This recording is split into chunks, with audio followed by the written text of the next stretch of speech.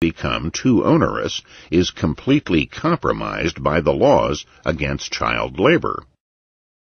Can a labor contract with a mere child be truly voluntary, given his tender years, lack of experience, etc.? The answer is yes. A person, any person, who has had the ability to leave home and to attempt to earn his own living is mature enough to enter into a contract on a voluntary basis, since such a person is a child no longer. The opposite answer, as we have seen, would effectively bar young people from striking out on their own and becoming adults through homesteading. Their only alternative would be to wait until they have reached whatever arbitrary number of years society, in its infinite wisdom, has determined to be necessary for adulthood. There are other objections, however, to the legalization of child labor. It will be said that a destitute youngster, even though an adult through homesteading, will be taken advantage of by employers, that the employer will make profit from the plight the youngster happens to find himself in. But it would be far more harmful if his one source of support, however bleak, were legislated out of existence. Despite the fact that the employer might be cruel, the job menial, and the salary low, it would be far more injurious to forbid him the opportunity. If there are other, more favorable alternatives, the young person will avail himself of them, even if the law allows the choice of accepting or rejecting the unfavorable job. If there are no other opportunities, the laws prohibiting child labor will take from him this one opportunity, however unfavorable. In a free market society, the employer will not be able to take advantage of the misery of the young worker, if by this it is meant that he will not be able to pay him less than his marginal product. As we have seen in the chapter on the capitalist pig employer, there exist powerful forces on an open market which will tend to force all wages up toward the level of productivity of the worker in question. However destitute and helpless the youngster who is looking for work may be, it is not the fault of the potential employer. Even if the destitution and lack of bargaining power of the worker were very extreme, and even if the employer were able to take advantage of this, as we have seen is not the case, it would still not be the fault of the employer. If anything, the unfortunate situation would have to be blamed on the background of the ex-child. The question arises as to what degree the parent is obligated to support the child. As a general principle, the parent has no positive obligations whatsoever in regard to the child. The argument to the contrary, that a parent does have some positive obligations toward the child, based upon the supposed contractual nature or voluntary decision on the part of the parents to bear the child, may be easily shaken. Consider the following. 1. All children are equal in rights due them from their parents, regardless of the way in which they were conceived. 2. Specifically, the child who is a product of rape has as many obligations due him from his female parent as any other child. We assume that the male parent, the rapist, has gone. No matter what views we have on rape, the child who is a product of such rape is entirely guiltless of this crime or any other crime. 3. The voluntary nature of child-rearing and conception does not apply in the case of rape. 4. Therefore, the argument that the parent owes some obligations to the child which arise out of the voluntary nature of the conception, or out of an implicit contract, cannot apply in the case of rape. That is, in the case of rape at least, the female parent owes no positive obligation to the child because she did not consent to its inception. 5. All children, being equally guiltless of any crime in spite of any theory to the contrary, such as original sin, have equal rights due them from their parents. Since all such rights supposedly flow from the voluntary nature of conception, and the children born of rape manifestly lack this voluntary aspect, they at least have no rights due them from their female parent. But their rights are equal to those of all other children. Therefore, no child whosoever has any positive obligations due him from his parents. Nor is it immediately or intuitively obvious that there are any other grounds for establishing any parental duties to children. Given, then, that nothing but a voluntary agreement on the part of the parent could establish obligations to children, and that this argument fails, it is obvious that there are no positive obligations incumbent upon parents toward their children.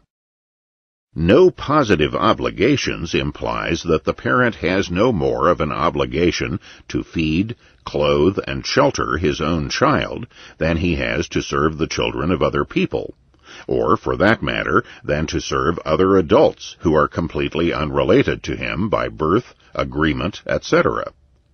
This is not to suggest, however, that the parent may kill the child. Just as the parent has no right to kill the children of other parents, he has no right to kill his own children, or rather, children he has given birth to. The parent, when he assumes the role of parenthood, is a sort of caretaker for the child. If ever the parent wishes to relinquish this role that he or she has voluntarily adopted, or not assume this obligation in the first place, she is completely free to do so. She can offer the baby for adoption, or, in the old tradition of the natural law, leave the baby on the steps of a church or charitable institution specializing in the care of children. But the parent may not secret the baby in a hidden corner of the house without food, or refuse to offer it for adoption and wait for it to die. To do this would be equivalent to murder, a crime which must always be severely condemned. The parent who keeps the child hidden while starving it, so as not to actually commit violent murder upon it, has renounced his caretakership, or the parental relationship others might be willing to assume. Perhaps the parental caretaker role may be made clearer by entering it into a hierarchy of homesteading. The child falls into a realm between that of another adult and that of an animal. If one adult helps another, he cannot by that help alone come to be the owner of the other person. If an adult domesticates an animal and through his own efforts brings the animal into productive use, productive for mankind, he can thereby come to own it. The child, an intermediate case, can be owned through homesteading, but only on a caretaker basis, until he is ready to assert ownership over his own person, namely, to assume adulthood by becoming independent of his parents. The parent can exercise control over the child and rear it only as long as he continues his homesteading efforts. With an animal, or with land, once it is homesteaded, the owner need no longer continue to homestead it in order to own it. He can, for example, be an absentee landlord or animal owner. If he discontinues his homesteading operations with the child, he must then either offer it for adoption if it is too young and helpless to fend for itself, or he must allow it to run away to set up its own life, if it is able and willing. If the parent brought up the child with just enough help and aid to qualify as a continuance of homesteading, but no more, and if the child is in a relatively deprived background, this cannot be laid at the door of the prospective employer. Prohibiting an employer from hiring such a youngster will in no way improve his lot. It can only worsen it. True, there are parents who make unwise decisions concerning children, unwise from the vantage point of outside observers. It does not follow, however, that the welfare of children will be raised by placing them in the hands of the state apparatus. The state, too, makes unwise and even unhealthy decisions concerning children, and a child can much more easily leave his parent than leave his government, which rules us all. We must conclude, then, that all labor contracts concerning young people are valid as long as they are voluntary, and they can be voluntary. Either the young person is an adult, whatever his age, who has earned his adulthood and hence is able to consent to contracts, or else he is still a child and is able to work on a voluntary basis through the intermediation of parental consent.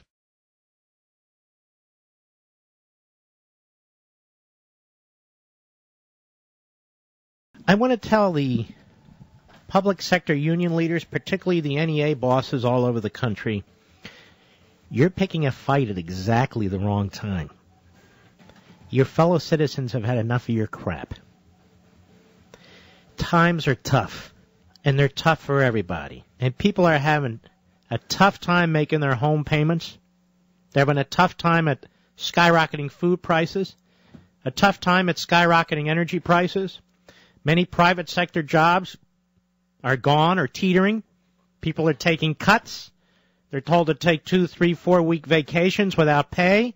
And you're marching in the streets in Wisconsin, in Madison, because you don't want to contribute to your own pension plan. Instead, the citizens of Wisconsin should do it for you. You don't want to contribute to your own health care plan. Instead, the citizens of Wisconsin should do it for you. Just so you understand exactly what's going on in that state. The union is not losing its negotiation rights. It can continue to negotiate on salaries. What the governor is saying is we have to control pensions and health care, and it's obvious the unions are not interested in that at all. The vast majority of citizens in the state of Wisconsin, like the vast majority of citizens in every state, are not members of an NEA affiliate, a National Education Association affiliate, or an AFT, Teachers Union affiliate. And yet the vast majority of citizens are shouldering a huge tax burden on these pensions and health benefits. These aren't gold-plated pensions and health benefits. They are platinum-plated. They do not exist in the private sector. And there aren't many businesses, employees in the private sector can work for anymore where you get a pension for 30 or 40 years after you retire, or your health care is covered for 30, 40 years after you retire. AT&T doesn't do that anymore. IBM doesn't do that anymore. Very few do. Now, it seems to me, if the people who are paying the bill are saying to the NEA bosses, we need a break. We need you to contribute some of your own money to your own pension plan. We need you to contribute some of your own money to your health care plan. That is a reasonable request and a reasonable expectation. All this marching, as if this is Cairo, is a joke. And let me tell you, union bosses, for the NEA and the AFT, let me tell you a little secret. You are pissing off the American people like you don't know how much. Times are tough. And you need to be part of those who are going to have to give up. See, people want to cover the cost of their homes. They want to pay for their children's clothing and food and education, college or what have you, before they are required to contribute to your pension and health care plans more than you yourself contribute to them. Now, I know these left-wing governors and left-wing legislatures. I know these left-wing mayors and city councils. These